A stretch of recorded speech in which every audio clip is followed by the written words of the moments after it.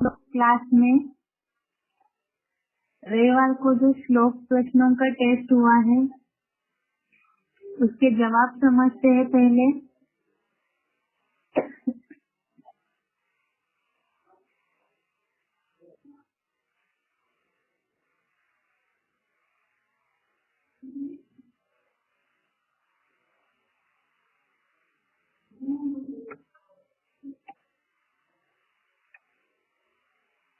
पहला प्रश्न है,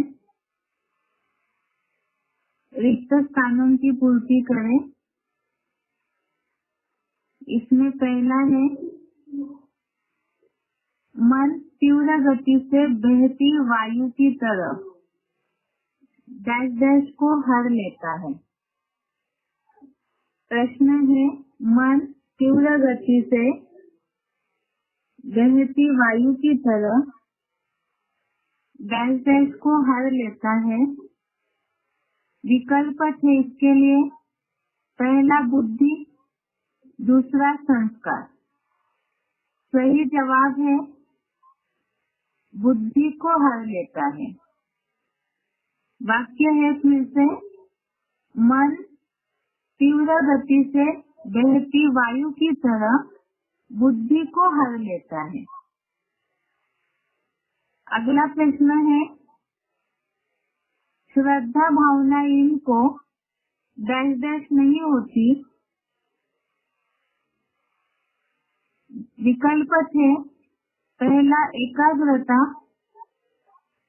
दूसरा शांति। सही जवाब है शांति नहीं होती। वाक्य है, श्रद्धा भावनाहीन को शांति नहीं होती।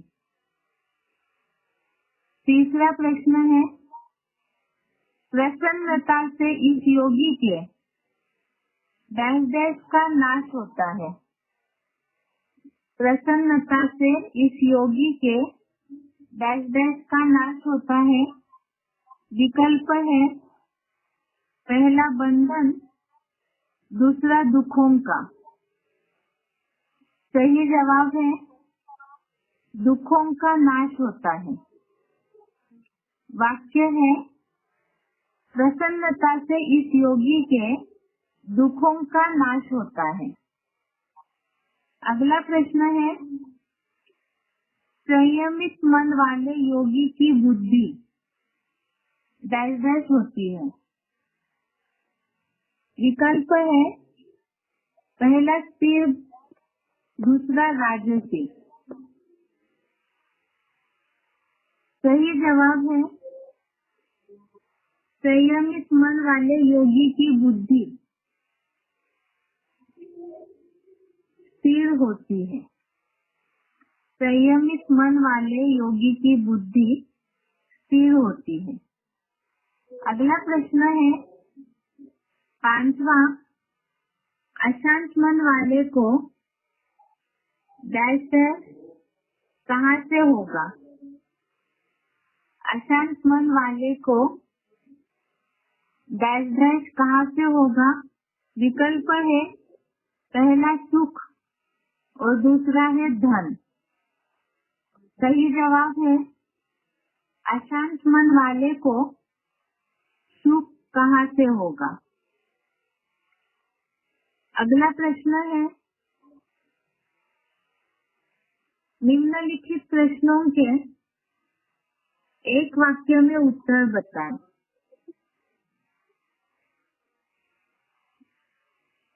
पहला प्रश्न है, प्रसन्न चित्त स्थिर क्यों होता है। प्रसन्न चित्त स्थिर क्यों होता है। उत्तर है, प्रसन्न चित्त के सब दुखों का नाश होता है, इसलिए वो स्थिर होता है। प्रसन्न चित्त के सब दुखों का नाश होता है, इसलिए वो स्थिर होता है। ये जवाब है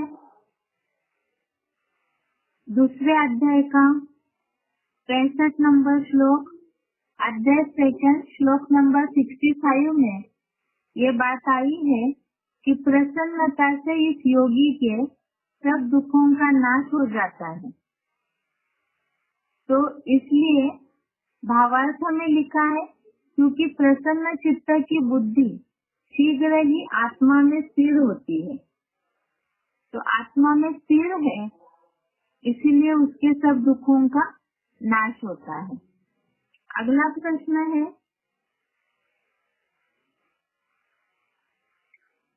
भोगी सुखी क्यों नहीं हो सकता है? भोगी सुखी क्यों नहीं हो सकता है? उत्तर है, भोगी में बुद्धि नहीं होती है और श्रद्धा भावना नहीं होती है, तो ऐसे अशांत व्यक्ति को सुख कहाँ से होगा? भोगी में बुद्धि नहीं होती, श्रद्धा भावना नहीं होती, तो ऐसे अशांत व्यक्ति को सुख कहाँ से होगा?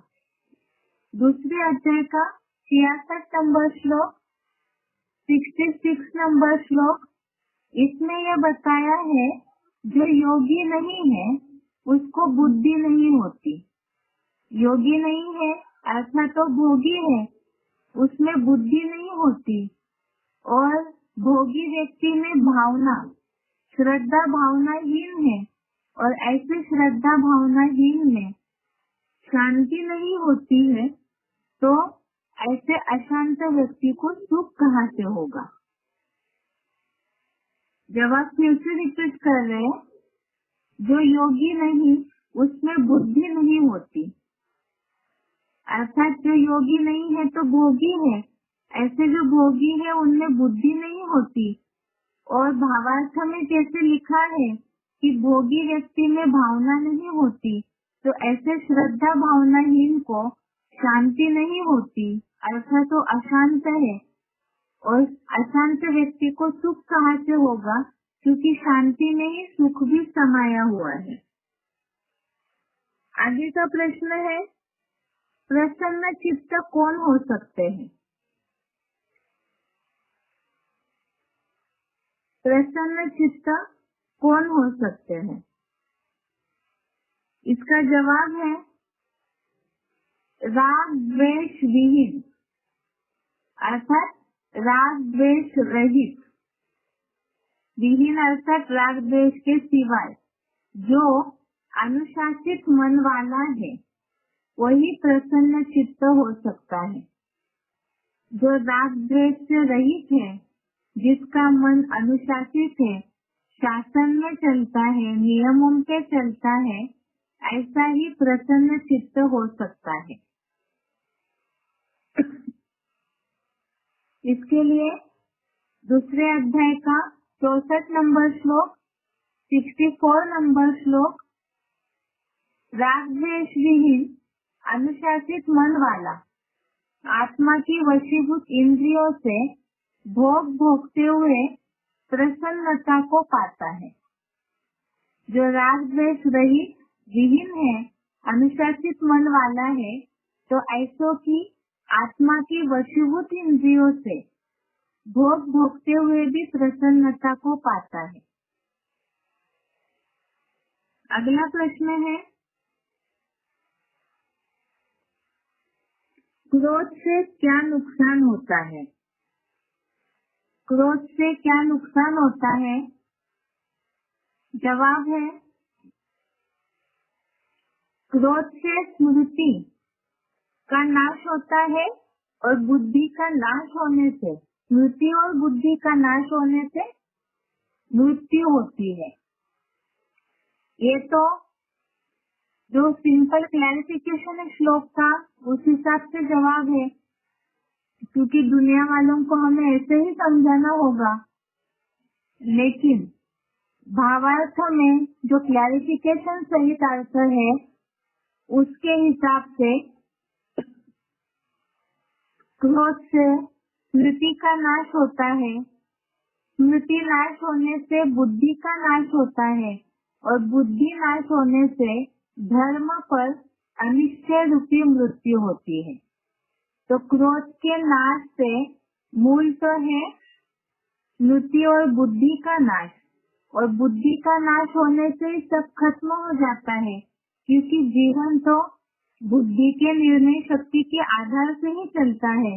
इसीलिए बताया क्रोध से सब कुछ ही नाश हो जाता है, जिसके लिए ही मृत्यु ये शब्द बोला गया है।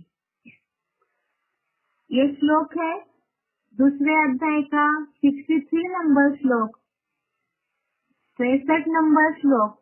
इसमें बोला है क्रोध से संपूर्ण मूर्ता आती है। मूर्ता अर्थात पूरी तरह से बुद्धि जो है वो मूर्ख बन जाती है।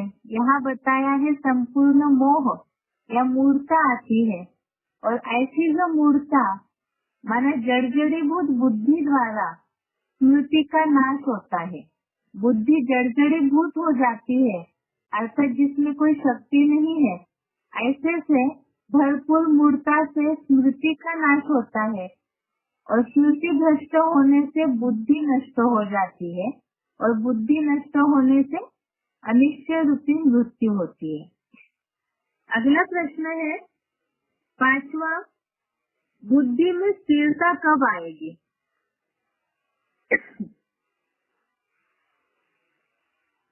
बुद्धि में स्थिरता कब आएगी? इसका जवाब है इंद्रिया सब प्रकार के भोगों से रोकने के बाद ही इंद्रियों में बुद्धि में स्थिरता आएगी।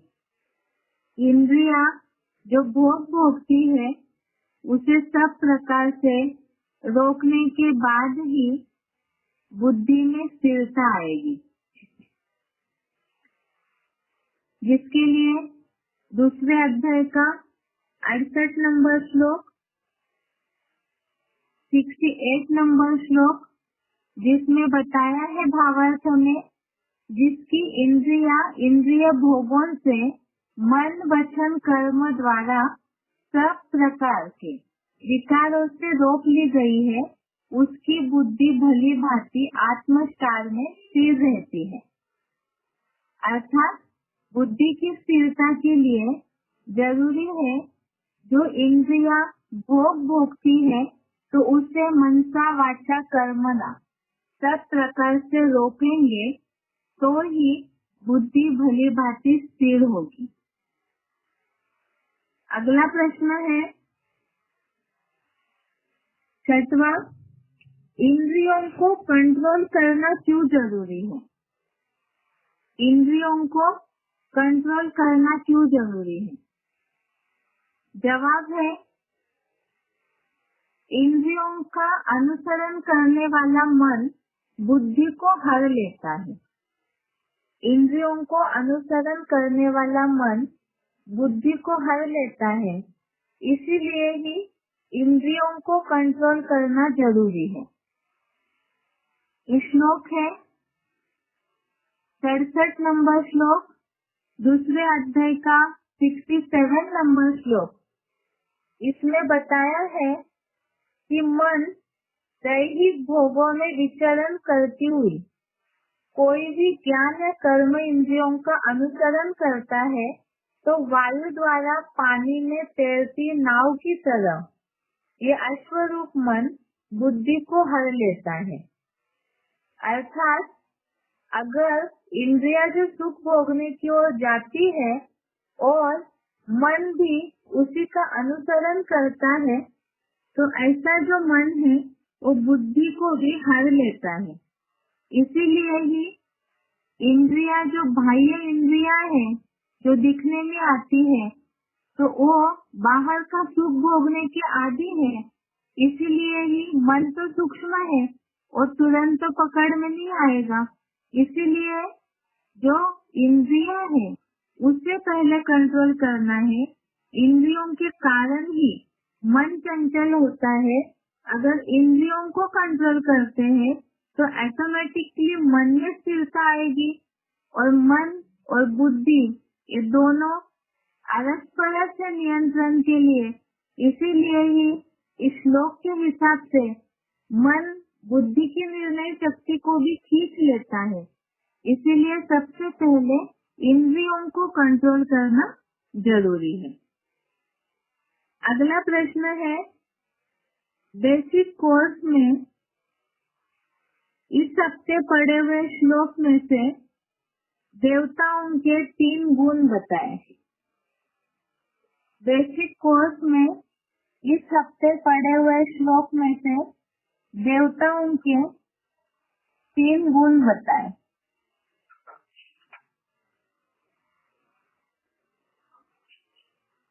ये था इस हफ्ते हमने 16वें अध्याय का दूसरा और तीसरा श्लोक देखा था। पहला श्लोक पिछले हफ्ते ही देखा था, केवल रिवीजन की थी। तो जिनको जो याद होगा दूसरे या तीसरे श्लोक में से अध्याय 16 श्लोक नंबर 2 श्लोक नंबर 3 उसमें से किसी ने कोई बताए होंगे, इसलिए दोनों श्लोक में जो गुण आए हैं उसे पढ़ते हैं। पहले, मन वचन कर्म से दुख न देना, ऐसी अहिंसा, सत्य, क्रोधहीनता, त्याग, शांति, दूसरों के दोष न देखना, प्राणियों पर दया का भाव, चंचलता न होना, लज्जा, वाणी में मीठापन, लोभहीनता। और श्लोक नंबर 3 इसमें आया है तेजस्विता, क्षमा, धैर्य, शुद्धता, द्रोह न करना, अधिक मान न करना। ये सारे गुण दैवी संपदा सहित जन्म लेने वालों के होते हैं। दोबारा एक बार रिपीट कर रहे हैं सारे गुणों को। पहले श्लोक नंबर 2 16 अध्याय, अहिंसा, सत्य, क्रोधहीनता, त्याग, शांति, दूसरों के दोष न देखना, प्राणियों पर दया भाव, चंचलता न होना, लज्जा, वाणी में मीठापन, लोभहीनता। श्लोक नंबर 3 तेजस्विता, क्षमा, धैर्य, शुद्धता, द्रोह न करना, अधिक मान न करना, ये दैवी संपदा सहित जन्म लेने वालों के गुण हैं। आगे है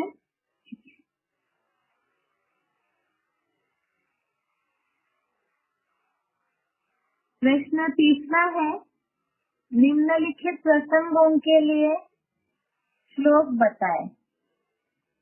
निम्नलिखित प्रसंगों के लिए श्लोक बताएं। पहला है, क्रोध से बुद्धि का नाश होता है। क्रोध से बुद्धि का नाश होता है।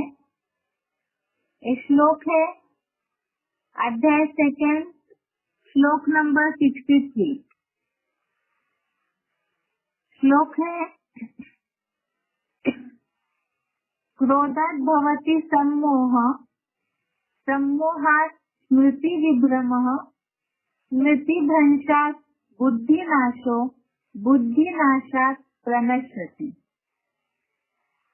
भावार्थ है श्लोक का, क्रोध से संपूर्ण मोह मूढ़ता आती है।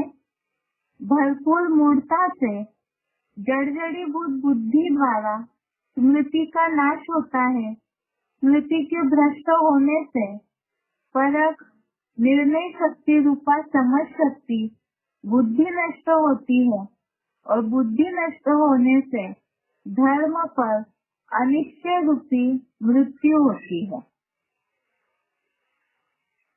अगला प्रश्न है, प्रसन्न चित्त वालों की बुद्धि स्थिर होती है। प्रसन्न चित्त वालों की बुद्धि स्थिर होती है। ये है दूसरे अध्याय का 65 नंबर श्लोक, अध्याय 2 श्लोक नंबर 65। प्रसादे सर्व दुःखानां हानिरस्य उपजायते, प्रसन्न चेतसु यासु बुद्धि ही पर्यवतिष्ठते। श्लोक का अर्थ है, प्रसन्नता से इस योगी के जन्म जरादि सब दुखों का नाश हो जाता है, क्योंकि प्रसन्न चित्त की बुद्धि शीघ्र अच्छे से आत्मा में स्थिर होती है। अगला प्रश्न है, योगी नहीं उसमें बुद्धि नहीं होती है। योगी नहीं है उसमें बुद्धि नहीं होती है। दूसरे अध्याय का 66 नंबर श्लोक, अध्याय 2 श्लोक नंबर 66। श्लोक है, नास्ति बुद्धि अयुक्तस्य न चायुक्तस्य भावना न चाभावयतः शांति अशांतस्य कुतः सुखम। अर्थ है, जो योगी नहीं उसको बुद्धि नहीं होती और बुद्धिमानों की बुद्धि शिव से दूर भोगी व्यक्ति में भावना नहीं होती और श्रद्धा भावनाहीन को शांति नहीं होती। अशांत व्यक्ति को सुख कहाँ से होगा? इसमें से प्रश्न में केवल एक ही बात बोली थी, जो योगी नहीं है उसको बुद्धि नहीं होती है। अगला प्रश्न है, अनुशासित मन वाला ही प्रसन्न चित्त होगा। अनुशासित मन वाला ही प्रसन्न चित्त होगा। जवाब है दूसरे अध्याय का 64 नंबर श्लोक, अध्याय 2 श्लोक नंबर 64। श्लोक है, राग द्वेष वियुक्तेषु विषयान इंद्रियश्चरन् आत्मवश विधेयात्मा प्रसादम अधिगच्छति। अर्थ है, परंतु राग द्वेष से विहीन अनुशासित मन वाला, पक्षपात रहित, साक्षी दृष्टा राजयोगी, राजयोग शासित आत्मा की वशीभूत इंद्रियों से धर्मानुकूल हिंसाहीन समुचित भोग भोगते हुए अविनाशी प्रसन्नता को पाता है। सुख देने से ही सदा सुख होता है। अगला प्रश्न है, इंद्रिय सुखों के कारण मन बुद्धि को नष्ट करता है। इंद्रिय सुखों के कारण मन बुद्धि को नष्ट करता है। श्लोक है दूसरे अध्याय का 67 नंबर श्लोक, अध्याय 2 श्लोक नंबर 67। इंद्रिय सुखों के कारण मन बुद्धि को नष्ट कर देता है। श्लोक है, इंद्रियाणां हि चरतां यत् मनो अनुविधीयते तत् अस्य हरति प्रज्ञां वायुनाव निवाम्भति। अर्थ है, जो चंचल मन दैहिक भोगों में विचरण करती हुई कोई भी ज्ञान या कर्म इंद्रियों का अनुसरण करता है, वह मन तीव्र गति से बहती वायु द्वारा पानी में तैरती हल्की नाव की तरह इस भोगी का बेलगाम दौड़ता अश्वरूप मन बुद्धि को हर लेता है। अगला प्रश्न है, इंद्रिय कंट्रोल करने वाले की बुद्धि स्थिर है। इंद्रिय कंट्रोल करने वाले की बुद्धि स्थिर है। दूसरे अध्याय का 68 नंबर श्लोक, अध्याय 2 श्लोक नंबर 68। श्लोक है, तस्माद्दस्य महाबाहो निगृहीतानि सर्वशः इंद्रियाणि इंद्रियार्थेभ्यः तस्य प्रज्ञा प्रतिष्ठिता। अर्थ है, है लंबी भुजाओं वाले, इसलिए जिसकी इंद्रिय भोगों से मन, वचन, कर्म द्वारा सब प्रकार विकारों से रोक ली गई है, उस संयमित मन वाले ज्ञानी और सहज राजयोगी की बुद्धि भली भांति ज्योति बिंदु आत्म स्टार में स्थिर रहती है।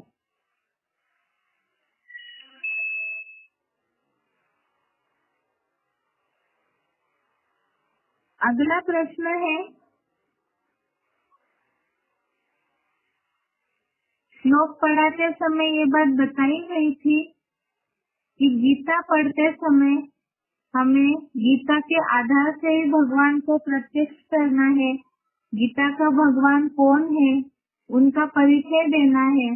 तो उसी हिसाब से जो बताया है गीता में, सामाजिक और व्यक्तिगत सारी समस्याओं का समाधान है। इसी हिसाब से ही एक जनरल प्रश्न है अन्न दोष और संग दोष का मनुष्य जीवन में महत्व गीता के आधार से समझाए। प्रश्न दोबारा रिपीट कर रहे, अन्न दोष और संग दोष का मनुष्य जीवन में महत्व गीता के आधार से समझाए।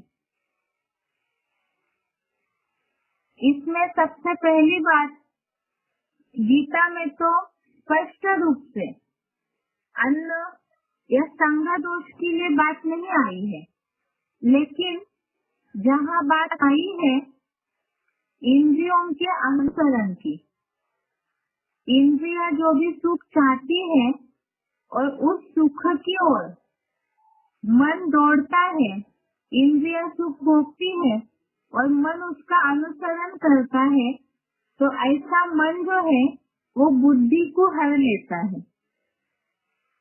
इस तरह से हमने भगवत गीता में इस हफ्ते श्लोक में पढ़ा है।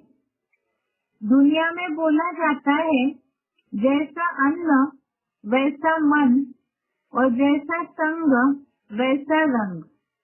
ये बात तो सभी लोग जो भी लौकिक दुनिया वाले हैं, ज्ञान में चलने वाले हैं, सभी इस कहावत को, ये जो प्रचलित मान्यता है, इसे जानते हैं। तो इसी तरह से हम जिस तरह का अन्न खाएंगे या जैसा संग करेंगे, तो अन्न खाया जाता है तो उसका बुद्धि पे जरूर असर होता है, और संग तो इंद्रियों से करते हैं, वाचा से बातें करेंगे या तो फिर जिनके भी साथ रहते हैं, कर्म करते हैं, कर्मों के साथी होते हैं, तो उसके चलते उनके मन का वाइब्रेशन का, बातों का, इंद्रियों का संग लगता है। और जब ऐसे संग करते हैं तो उसका विचारों पे जरूर असर होगा। जो बताया, इंद्रियों का जो मन अनुसरण करता है, तो भोजन खाएंगे अर्थात इंद्रियों के द्वारा भोजन ग्रहण करते हैं, संग करते हैं इंद्रियों से ही, तो उसके कारण मन पर उसका असर होता है। और ऐसा जो चंचल मन है, अभी तो किसी के भी मन में स्थिरता नहीं आई है, ऐसा चंचल मन जो है वो बुद्धि को हर लेता है अर्थात नष्ट करता है। इसे और अच्छे से समझने के लिए ही गीता का जो 67 नंबर श्लोक है, दूसरे अध्याय का 67 नंबर श्लोक, इसमें ये बात आई है कि मन इंद्रियों का अनुसरण करता है तो बुद्धि को हर लेता है। लेकिन इस बात को और अच्छे से समझाने के लिए भगवत गीता का ही 62 और 63 नंबर श्लोक, 62 और 63 नंबर श्लोक में जो प्रोसेस बताई है कि किस तरह से बुद्धि नष्ट होती है, वो पूरी प्रोसेस बताई है। जैसे विषयों का ध्यान करते हैं, भोग जो भी भोगे हैं उसका ध्यान करते हैं, तो उसके प्रति आसक्ति निर्माण होती है। आसक्ति के कारण इच्छाएं निर्माण होती है और इच्छाएं निर्माण होती है, उसकी पूर्ति न होने पर क्रोध आता है। क्रोध से स्मृति का नाश होता है और स्मृति के नाश से फिर बुद्धि नष्ट हो जाती है। अर्थात ही अन्न जैसा खाएंगे जैसा संग करेंगे। अगर ऐसे भी होता है कि बहुत लोग ऐसे सोचते हैं कि हमने तो सब छोड़ दिया है, लेकिन अगर मन से भी उन सब बातों को याद करते हैं तो धीरे धीरे उसके प्रति इच्छाएं निर्माण होने लगती है। और ऐसा जो इच्छाएं निर्माण होने के कारण जब उसकी पूर्ति नहीं होती है तो क्रोध आता है, और उसके कारण फिर जब बहुत क्रोध आता है तो बुद्धि नष्ट हो जाती है। इसी के लिए ही हमने सिलेक्टेड पॉइंट सुना था। जैसे शिव बाबा ने बताया है, अगर कोई जानवरों का मांस वगैरह खाते हैं तो वो खून जो जाएगा शरीर में तो उसके कारण उसका बुद्धि पे जरूर असर होगा। इसी तरह से संग के लिए भी दुनिया में तो बहुत सारी मान्यताएं प्रचलित है। तो भगवत गीता के आधार से भी संगात संजायते कामः बोला है, अर्थात संग करने से कामनाएं इच्छाएं जरूर निर्माण होती है। विचारों का, एक दूसरे के विचारों का असर निर्माण हो जाता है बुद्धि पे, मन पे, और उसके कारण ही फिर बुद्धि का नाश हो जाता है। तो इसीलिए ही अन्न दोष और संग दोष, इन दोनों बातों के कारण ही वास्तव में नुकसान है। इसीलिए ही हमने आदर्शवाणियों के पॉइंट्स भी कुछ समझे थे, भगवत गीता के श्लोक से टैली होने वाले, जिसमें ये बातें बताई हुई है कि अन्न जो है वो पूरी तरह से बुद्धि को नष्ट कर देता है। इसीलिए ही शुद्ध भोजन और शुद्ध संग, सात्विक संग, इस दुनिया में सत्य तो एक ही है। इसीलिए ही ईश्वर के अलावा बाकी तो सबकी ही मति बुद्धि भ्रमित है। तो जितना ईश्वर का संग करेंगे तो अपने आप ही उससे बुद्धि सात्विक होगी, और बुद्धि की निर्णय शक्ति से आधार से ही जीवन में सफलता असफलता निर्भर है। तो उसमें भी अपने आप ही अंतर पड़ेगा। इसीलिए ही अन्न दोष और संग दोष आज सबकी बड़ी समस्या है कि मन की अस्थिरता, मन चंचल है तो उसके पीछे का कारण नहीं जानते हैं। जिन हाथों से भोजन बनता है तो हाथों से और आंखों से वाइब्रेशन जो निकलते हैं तो उसका भोजन पे असर होता है। और ऐसे भोजन को जो खाएंगे, जिन विचारों से भोजन बनता है, इंद्रियों का अनुसरण करने की बात आई तो जिनकी इंद्रियों में खुद चंचलता है, मन चंचल है, कर्मेंद्रियों से भी विकारी भावनाएं हैं, तो उनके मन पे उसका असर होगा। और ऐसा मन, ऐसा भोजन जो खाएंगे, तो इंद्रियों से ही भोजन खाया जाता है तो उसका मन पे जरूर असर होगा। और ऐसा मन जो है वो बुद्धि को हर लेता है, नष्ट करता है। इसीलिए ही अन्न दोष और संग दोष के कारण ही मनुष्य जीवन की सफलता और असफलता निर्भर है। इस प्रश्न का जवाब है आज का श्लोक होने के बाद, यदि समय बचता है, नहीं तो कल इससे सिलेक्टेड कुछ पॉइंट्स है उसे देखते हैं। अभी के लिए आज का श्लोक देखते हैं। श्लोक नंबर है